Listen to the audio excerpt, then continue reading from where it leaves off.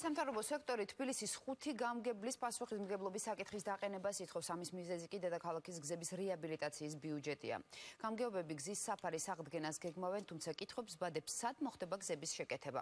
როგორც აღმოჩნდა, სარეაბილიტაციო ნუსხაში ის ქუჩებიც მოხდა, სადაც ასფალტი ახალი დაგებულია. პარალელურად ზოგიერთი რაიონის ბიუჯეტში თბილისში არარსებული მისამართებიც ფიგურირებს. მაინტერესებს დიღომში მესამე კვარტალში თუ არსებობს 31 ბ კორპუსი. არ არის ასეთი კორპუსი. 31 არის ბ არ გახლავთ. მისამართი, რომელიც ცნობათა ბიუროში არ ფიქსირდება, დიდუბის რაიონის ბიუჯეტის პროექტში მოხდა. არარსებული კორპუსის მიმდებარე ტერიტორიაზე გამგეობა გზის შეკეთებისათვის სოლიდურ თანხას ითხოვს. 32 ეს არის, 33 ეს არის, 34 ის არის. ბ ეგეთი რამე არაა ხალხს. დიღმის მესამე კვარტალში 31 კორპუსი ფიქსირდება, თუმცა 31 ბ, რომლის გზის შესაკეთებლადაც დიდუბის მერია 57,000 ლარის დახარჯვას გეგმავს, არ არსებობს. 31 კორპუს ნუმერაციით პირდაპირ 33 მოყვება. დიდუბის რაიონის გამგეობის მიერ შემუშავებულ ბიუჯეტის პროექტში ორი არარსებული მისამართი მოხდა. მიუხედავად ამისა, გამგებელი ამბობს, რომ სულ 100,000 ლარამდე თანხას დაზიანებული გზების შეკეთებისათვის გამოიყენებს. გამორიცხული ვარიანტია თუნდაც 1 სანტიმეტრიანი მონაკვეთი, რომელიც ან არ არსებობს, ან გავსაკეთებელი არ არის და ჩემ ბიუჯეტში იყოს.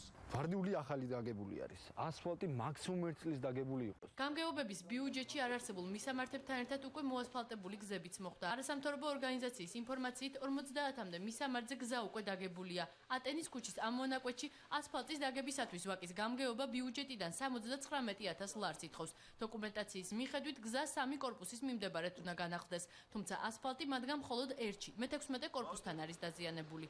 ეს კი დიღმის მეორე კვარტალია, სადაც ასფალტის საფარი უკვე მოწესრიგებულია, თუმცა 15,000 ლარი მის შესაკეთებლად ბიუჯეტში მაინც შევიდა. ანალოგიური სიტუაციაა კრწანისის, ჩუღურეთის და ისნის რაიონებშიც. გამგებლებს აქვთ სავარაუდოდ გეგმა იმისი, რომ თუ გავუვათ ეს ბიუჯეტი და დაუკმაყოფილებს საკრებულო ამ ბიუჯეტს, სერიოზულ შემოსავალს მიიღებენ და თუ არ გავუვათ, შეაცვლებინებენ. არასამთავრობო ორგანიზაციის ბრალდებებს უარყოფენ გამგებლები, ისინი უკვე რეაბილიტირებული ეზოებისა და ქუჩებისათვის თანხის მოთხოვნას გამორიცხავენ. მე არაფერი არ დამიგია და ჩემს გარეშე თუ ვინ უნდა აგო, მაშინ ჩემთან არ არის შეკითხვა. არ არის დაგებული. ქუჩის რაღაც მონაკვეთის შეკეთება ეხლა ძალიან მცირე, პატარა კვადრატი. საერთოდ მონაკვეთები შექცდება, მე სამწის განმავლობაში ფუჭდება, თავიდან კეთდება.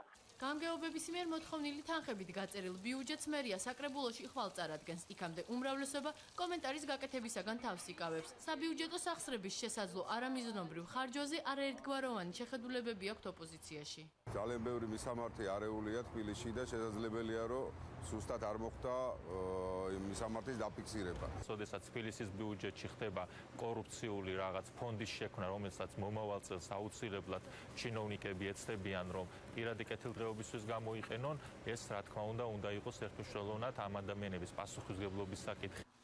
5 გამგებლის პასუხისმგებლობის დაყენებას ითხოვს არასამთავრობო ორგანიზაციაც მოინტორმა. ბიუჯეტის დაგეგმვისას აღმოჩენილი ფაქტები მერიას უკვე გადაუგზავნა. ადამიანმა დაწერა ბიუჯეტი და მეუბნება, რომ აქ არის გზა დასაგები.